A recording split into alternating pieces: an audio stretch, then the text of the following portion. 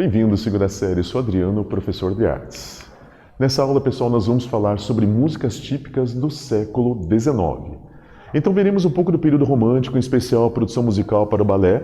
Conheceremos também alguns compositores que formam a referência nesse período. O que a gente vai entender? Período romântico é aquele período que a temática musical ela vai buscar mais aquela questão da grandiosidade, da grande natureza, dos grandes heróis, do simbolismo de certa forma. Quando você hoje vê um filme estilo Star Wars, Game of Thrones, Nárnia, que você vê aquelas paisagens enormes, grandiosas, aquela coisa de o heroísmo, aquele exército vindo lá longe, tipo Senhor dos Anéis, você vê aquela música toda apoteótica, aquela música é uma música romântica e é sobre isso que a gente vai falar nesse momento.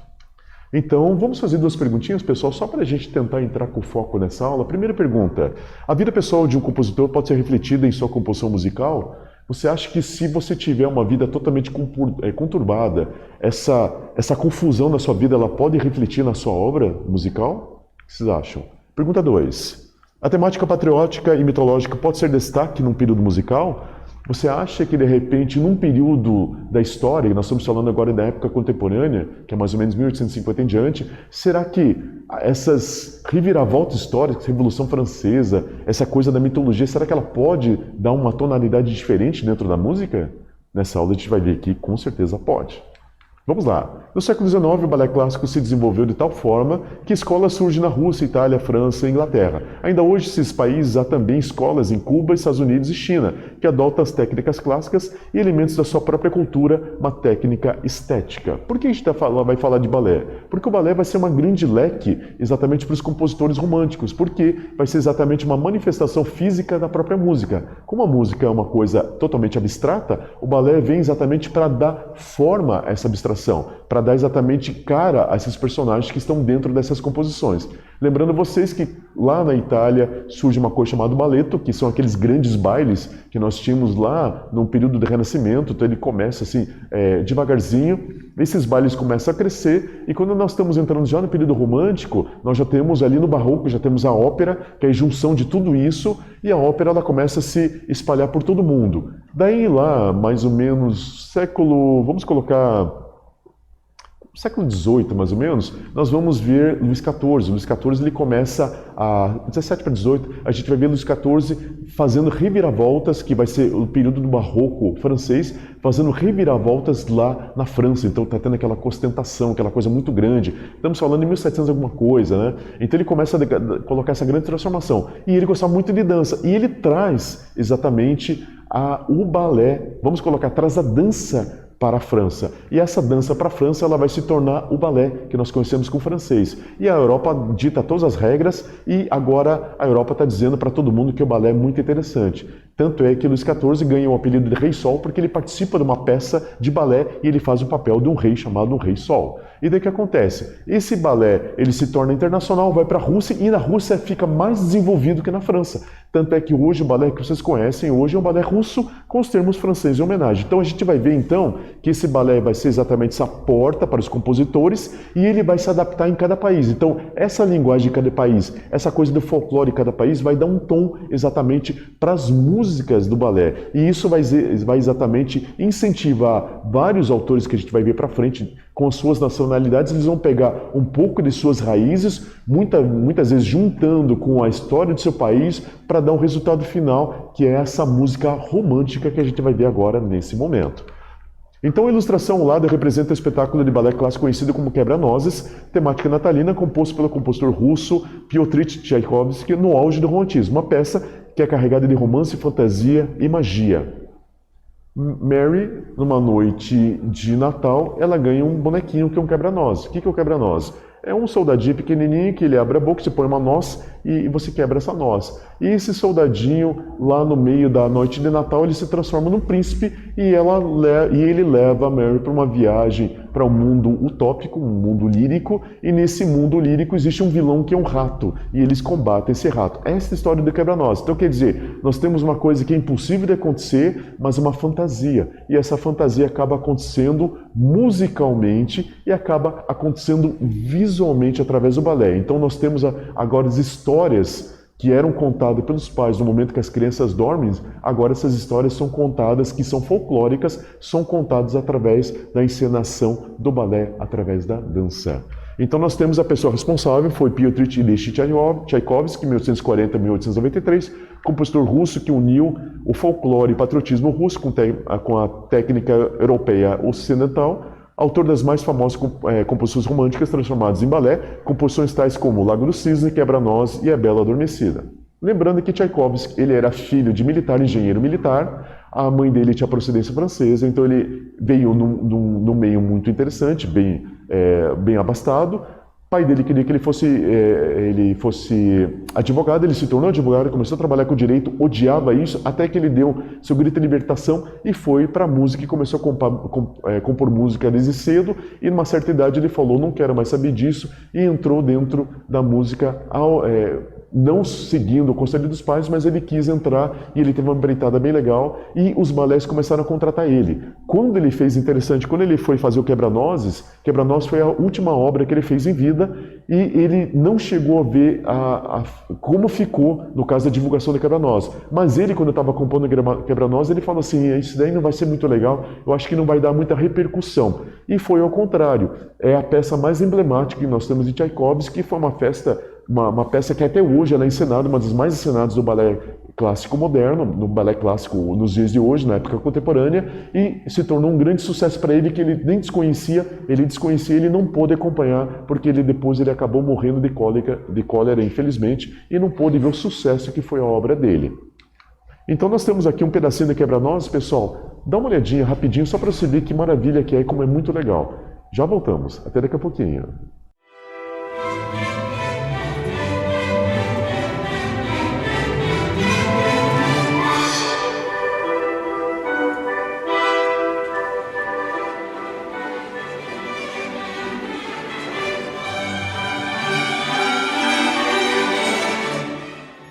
Ok?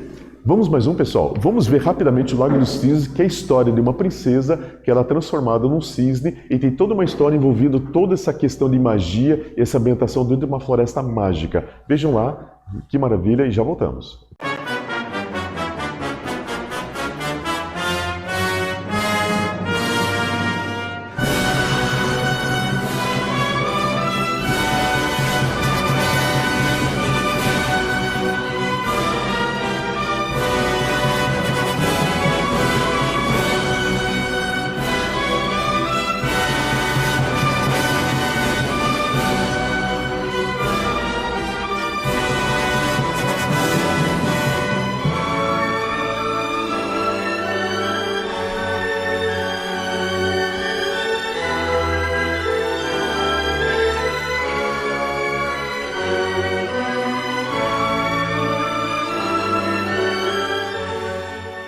Viram lá? Maravilhoso, né?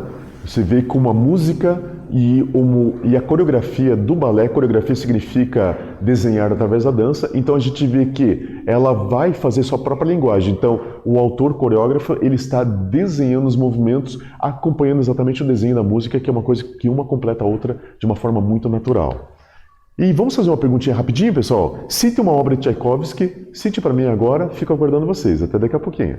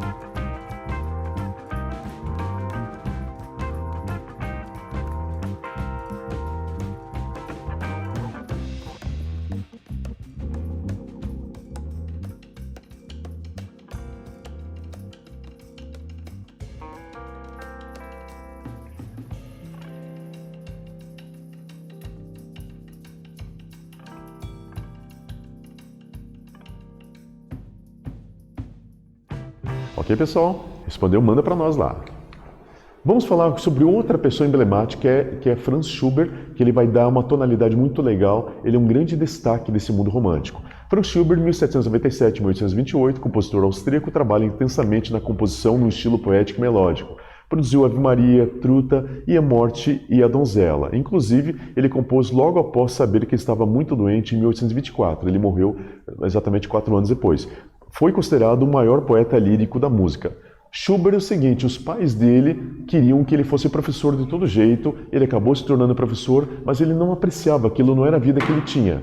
Ele deu um grito de dependência com os pais, mesmo contra a vontade, ele começou a compor, só que ele era uma pessoa assim, que ele compunha freneticamente. Conta a história que um dia ele estava no restaurante, ele teve uma ideia, ele pegou o próprio guardanapo do restaurante e começou a escrever música. Ele fez o pentateuco, fez ali os compassos e começou a escrever incessantemente. Mas era uma pessoa muito boêmia, ele gostava de viver na noite, então muitas vezes ele ficava a noite toda com os amigos, daí no outro dia nem dormia, já começava a compor novamente e ele compunha grandemente, rapidamente. E ele tinha uma produção muito grande. E mais uma, ele não conseguia muitas vezes vender suas obras, então muitas vezes ele ficava com bastante dificuldade financeira e muitas vezes ele era ajudado pelos seus amigos. Mas isso criou exatamente nele uma grande tristeza, vamos falar dessa forma. E ele tentava produzir, porque ele tinha esperança que tivesse o sucesso em vida, que infelizmente ele teve bem no final de sua vida. Lembrando que ele morreu somente com 31 anos. Graças à vida noturna, à questão da bebida alcoólica, toda essa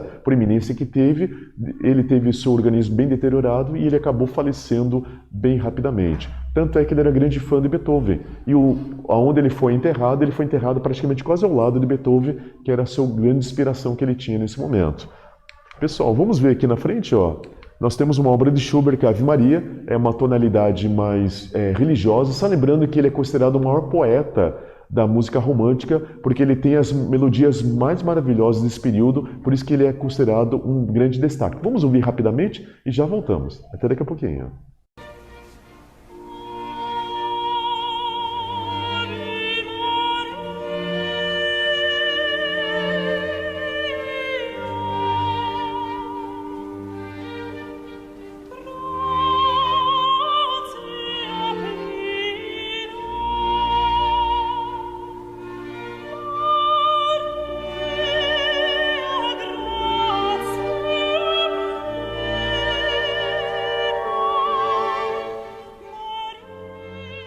Ok, pessoal? Maravilhoso, né? Não tem como falar. E você vê como ele propaga o pensamento dele, como você viaja na música dele, que é uma coisa muito profunda. Então ele tem esse tom dessa profundidade melódica e harmônica também. E nós temos mais um grande destaque. Frédéric Chopin, compositor polonês, considerado um dos maiores pianistas e compositor para piano do romantismo, muito técnico e harmônico. Compôs Mazurka Opus 33, número 4, no exílio em Paris, pediu que seu coração fosse enterrado na Polônia. Também ele fez lá o prelúdio número 28, número 15, Gotas de Chuva, e Noturno 48, número 1. Quando ele fez essa Mazurka 33, ele já sabia que ele estava muito doente, então ele já sabia que ele ia falecer. Então, nesse momento, ele falou com a irmã dele. Ele teve tuberculose, pessoal. É uma coisa muito difícil, tanto é que o leito de morte dele, ele morreu asfixiado junto da família, foi uma coisa bem triste. Tanto é que a máscara mortuária dele, quando fizeram, a máscara mortuária ele estava com uma expressão de muita dor. Então a família não aceitou, daí o escultor que fez a máscara ele teve que modificar e é essa máscara que está no sepulcro dele até os dias de hoje. E o pedido que ele fez para a irmã, ele tinha muito medo de ser enterrado vivo. Então ele pediu assim, quando eu morrer, por favor, retire meu coração e manda para a Polônia. Lembrando que nessa época a Polônia ela não tinha uma identidade própria como país, porque ela ainda estava sob o poder da Rússia, que era na verdade uma liga lituana que existia nessa época. Então eles eram muito sujeitos. Inclusive nessa época que ele vem para Paris no exílio, é quando a Lituânia quer que os soldados poloneses vão para a Bélgica porque tem um levante lá. Era aquele momento de transição daquela coisa da Rússia, Lituânia, todos aqueles países que estavam tentando procurar as fronteiras. Tanto é que a Polônia ela vai se tornar independente somente no século XIX, mas quando vem a Segunda Guerra dá todo aquele problema com o nazismo e somente depois que ela consegue exatamente se tornar um país independente totalmente. Mas isso, ele sempre teve essa saudade da Polônia, sempre querendo voltar para a Polônia, então ele pediu para a irmã dele que o coração dele fosse enterrado na Polônia. Tanto é que depois do seu falecimento, o coração dele foi mandado lá para Varsóvia e ficou numa igreja que está até os dias de hoje. E nós temos também uma coisa interessante, é o prelúdio Opus 28, número 15. Por que foi apelidado de Gotas de Chuva? Olha a sensibilidade dele. A forma que ele compôs para piano, tanto é que ele compunha muito para piano. A composição dele do piano imita o barulho de gotas de chuva batendo no vidro. Olha só a complexidade. Então ele fez toda uma peça baseada nessa tranquilidade, nessa coisa de você estar dentro de casa ouvindo aquela chuva vir e todo o sentimento envolvendo nesse momento. E o prelúdio é uma coisa mais harmoniosa, mais melodiosa. E nós temos o noturno. Um noturno muito famoso, ele fez vários noturnos, é uma forma que ele fazia de música e inclusive são muito utilizados para treino dos pianistas. Então ele foi a pessoa que, para piano, foi o maior compositor do piano, usando muito da questão de harmonia e muito da questão técnica. Tanto é que ele é a base do estudo do piano até os dias de hoje. Ok? Vamos ver rapidamente, pessoal, essa obra que é chamada de Marcha Fúnebre. Só lembrando que a Marcha Fúnebre é uma marcha que foi utilizada por todos os monarcas, por todos os governantes. É naquele momento que uma autoridade ela sai nas ruas da Europa e ela é levada por uma carruagem com panos negros, com cavalos com vestimentas negras e é tocada essa música fúnebre que foi a autoria de Chopin. Vamos ouvir lá, pessoal, e já retornamos.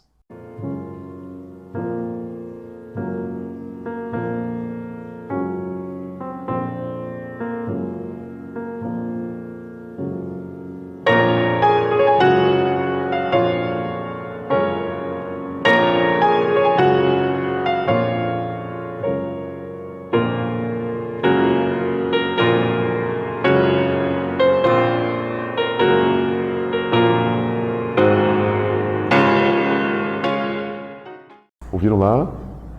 Um tom triste, né? Bem triste. E esse foi já mais ou menos no final da sua vida, ok? Vamos lá. Vamos fixar só o que a gente falou até agora. Vou fazer uma segunda perguntinha. Qual o nome da obra de Schubert?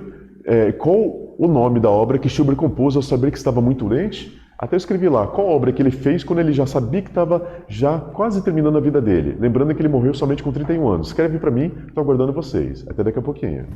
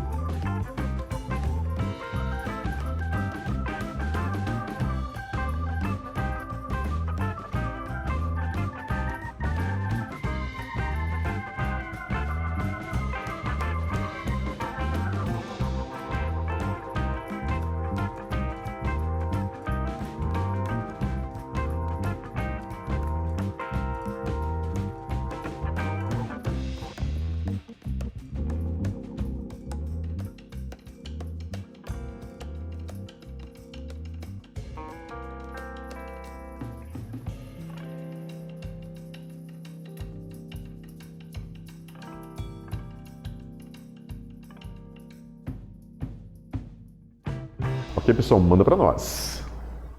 O que nós vimos? Nós vimos brevemente um pouco do período romântico, podemos ver que os temas patrióticos e fantasiosos trouxeram um brilho especial nesse movimento.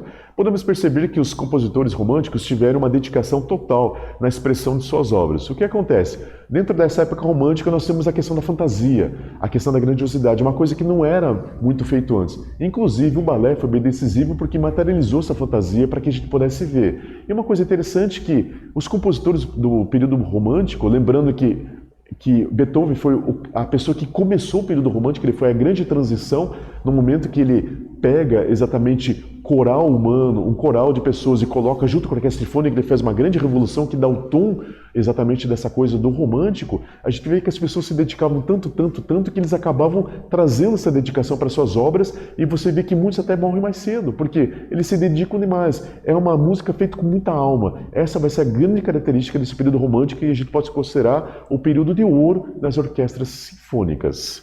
Pessoal, espero que essa aula tenha sido proveitosa e nos encontramos numa próxima oportunidade. Até lá. Tchau, tchau.